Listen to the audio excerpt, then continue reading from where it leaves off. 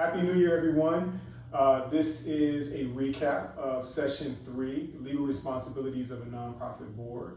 If you haven't had an opportunity to view those sessions, please click the links below to have a go at those sessions so that you're able to understand what we're recapping in this session.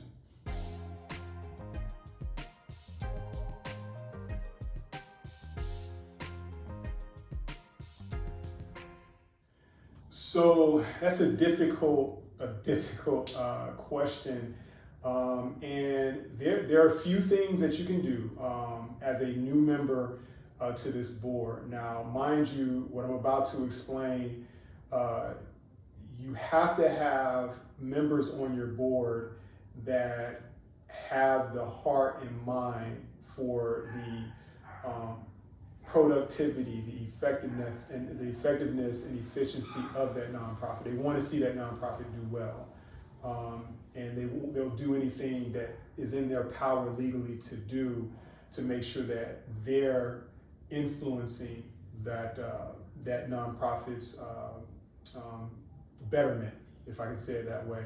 So one thing, first let me just kind of go over what that would look like. What would fraud or dysfunctional situation for a board look like when you're being new?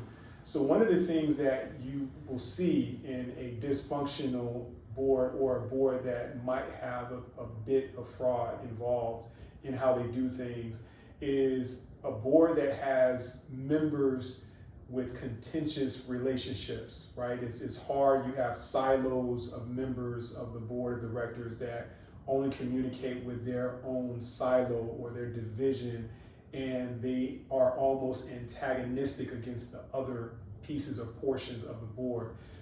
That is a situation you need to be aware of, that there might be existence of just dysfunction and fraud involved, not only in the board itself as an overseer, but also in a nonprofit. Also, you want to look for difficult relationships between the board and the CEO. There's going to be things that are done, that are said, that are communicated, that should heighten your awareness. Wait, I don't know if they have a really good relationship with the executives that's running a nonprofit and their positions as overseers. So that's another situation that you want to be aware of. And there's a few others. Maybe one that I can say is where you have different board members potentially contracting, exclusively contracting out work to family members, to friends. So there is again, that should be a high awareness of something's. We need to look at this. Something is being done here that might be dysfunctional or even fraudulent. So those things we need to be aware of. Now, what can we do? What is there at our disposal as a new board member to do? One of the things that we can do is we can talk to again, you have to have fellow women and men who are on that board that want to see, like yourself, the success of the nonprofit. And you need to get with those folks and you need to discuss with them, if there are any policies that exist to safeguard us against or mitigate us against these different these debilitating circumstances that we find ourselves in as a board and as a nonprofit. So if there's no policies that exist, institute policies, vote on policies that get to the heart of mitigating any of these, cases of fraud or cases of dysfunction. We want to definitely mitigate those, and policies do those types of things. It ensures that, hey, there's we might have a conflict of interest policy where no board member is allowed to, contract or to solicit for work from folks that they are, aware of, related to, or folks that they know, good friends with. You might have another policy that goes into the review process, how we look and engage our CEO, what things are on the table, what things are not on the table when it comes to our communication with the CEO. You might have policies when it comes to training or orientation around the full board, making sure that the lines of communication between board members stay open and stay clear so that there's no silos being developed in the board itself. So you have these different policies that you establish that help to mitigate against the fraud that might exist or the dysfunction that might exist within the board. That being said, the other drastic step that you might take, if there's no women or men, fellow board members that are on the board that you can confide in or that you feel have the ethics and the moral compass to help and to walk with you in addressing some of these issues and presenting them to the full board and swaying them in a direction of doing good rather than doing evil, it might be time for you to officially submit your letter of resignation from the board.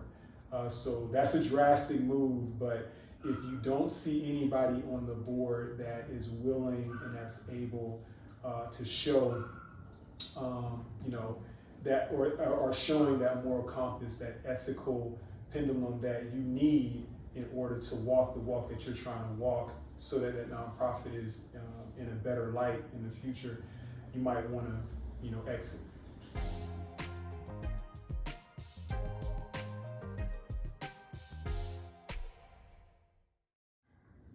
Okay, another tough question.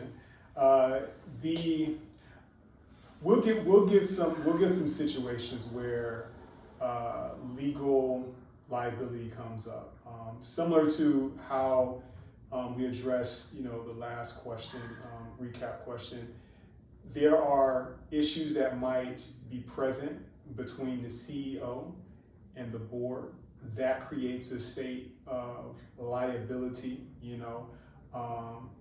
pressing potential liability. There is a situation where you have different board members doing things on behalf of the full board that they were not allowed. I shouldn't say allowed, but the other board members are not aware that they're doing. So they're making decisions, signing contracts, binding the nonprofit in different, situations that the full board is not aware of. So there's a situation that could create quite a bit of liability when it comes to that. There's also situations where you may have a few board members who are, pressing to do something that is not in the financial best interest of the board, but it will benefit them individually by doing it, but not necessarily the nonprofit or not even the full board. So there's different things that can impact the liability, because on the other side of those situations, if there's claims that are presented by the public or by the society and communities that the nonprofit serves, if they bring claim against, okay, why, you guys are doing this, you guys, are using our donated money for what your mission says you're using for this, but we see that you actually made a decision to use it for that. Are you really doing what it is you're, a nonprofit to do? So bringing those claims up, it might lead to a situation where your nonprofit status might be pulled. The nonprofit status of the organization might be pulled if that blows up to the right levels. So what, if any, liability, how can we address that when it comes to that type of liability?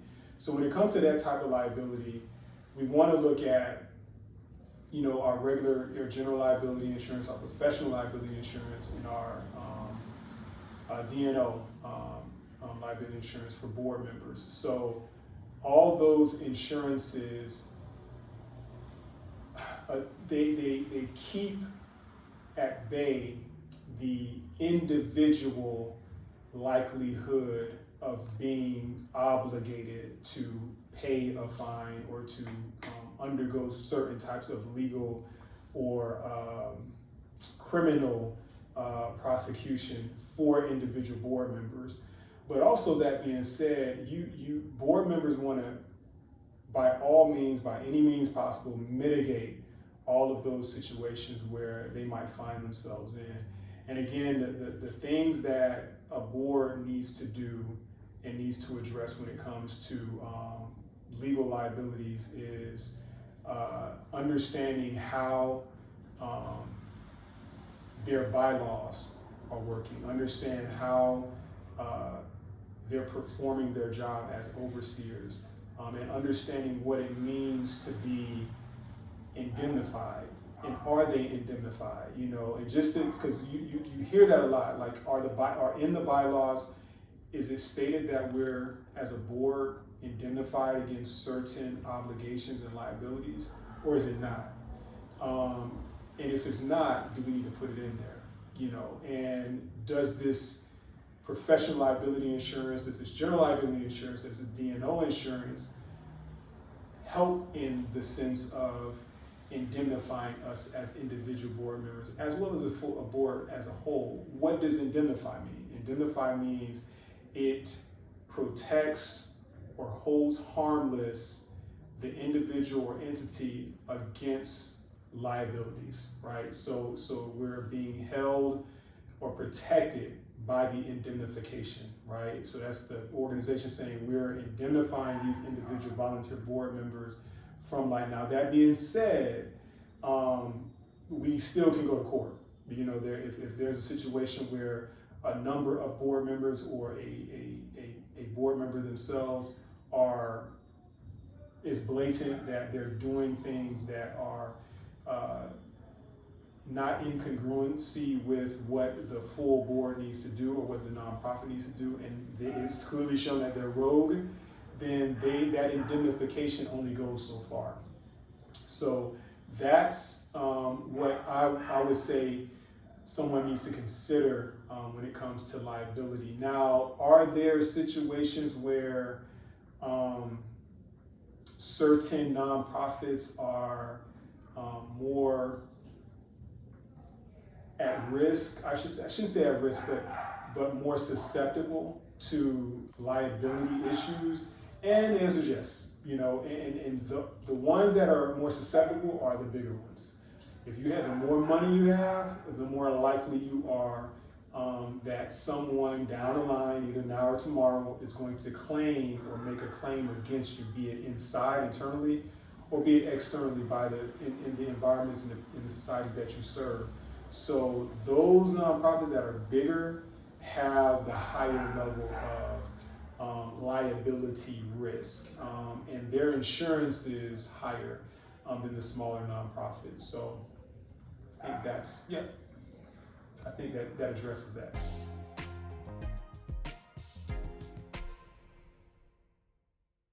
So this is another good question. It's okay. So first of all, like bonding. You know, what is bonding? And again, the question asks, are there scenarios in which a nonprofit board should not be bonded? So just what's bonding? Okay, bonding essentially is, I'm going to say it this way, okay? Now, forgive me, all of the financial institutions and the legal representatives that put together bonding contracts, forgive me if I jacked up the definition, but the way that I understand it for, you know, my laymen and women that are watching is it's a insurance of sorts against an activity that is being performed inside of the nonprofit or in relation or connection with the benefit or the upkeep of the nonprofit. So what does that mean? That means if I'm running a nonprofit that deals in sales of secondhand furniture, okay? And they use those funds to then furnish the homes of, families in needs, those that, maybe on welfare, just different families that are in need. They use those funds to kind of remodel their homes, okay? But the fact that they're dealing in a situation that sales is retail driven, meaning that it's a high level of cash because they're selling secondhand furniture, okay, at a price. And let's say that in any given day, they can generate between $20,000 to $50,000 a day.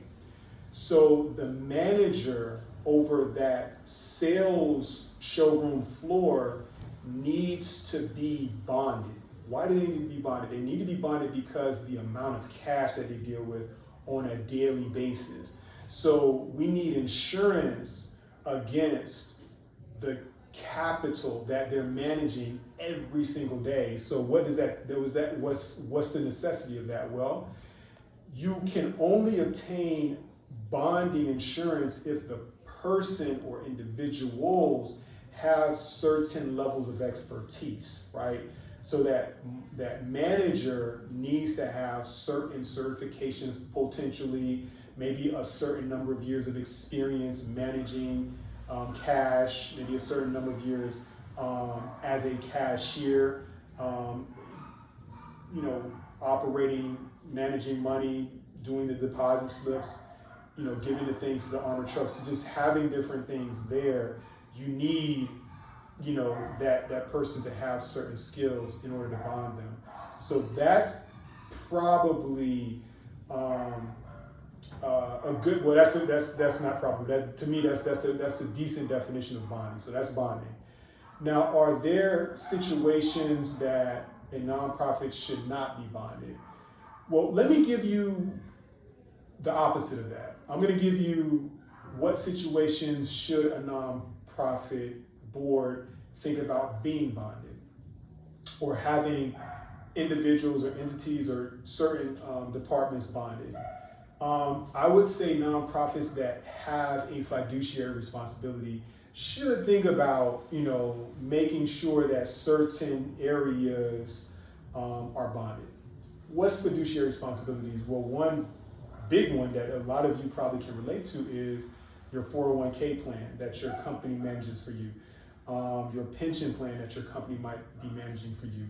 A nonprofit that manages a retirement program for their employees absolutely should think about investigating bonding, especially if they have any part in the management or decision making behind that retirement program, right? So typically now with retirement programs, you kind of shop that out to a third-party financial institution. Legg Mason doesn't exist. I always say them because I'm familiar with them, but you have JP Morgan, you have Edward Jones, you have different investment shops, New York Life, that handle retirement programs for companies. But there are parts that are played by the organization themselves, getting the numbers, giving them the data, how many employees are newly retired, how many new employees we have coming on, how many employees we have investing in certain different retirement programs. Like they have those now. That's part of the fiduciary responsibilities.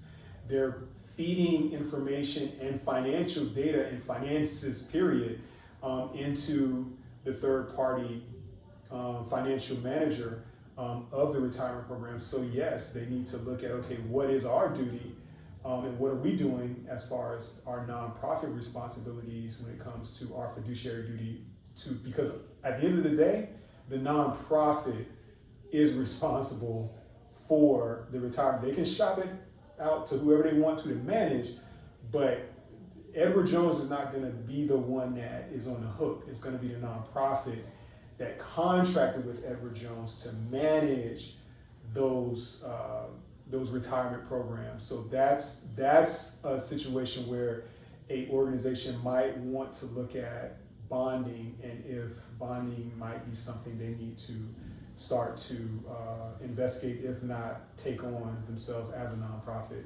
So the polar opposite of that, organizations that don't have different major fiduciary responsibilities to their employees, to their constituents,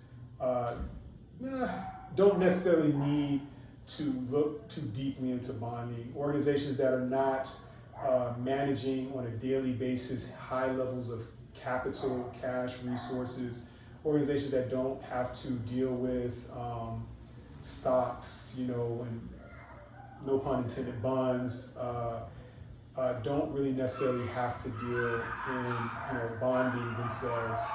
So that's the polar opposite, right? But if you are in any way, form, or fashion dealing with high levels of liquidity, liquid cash,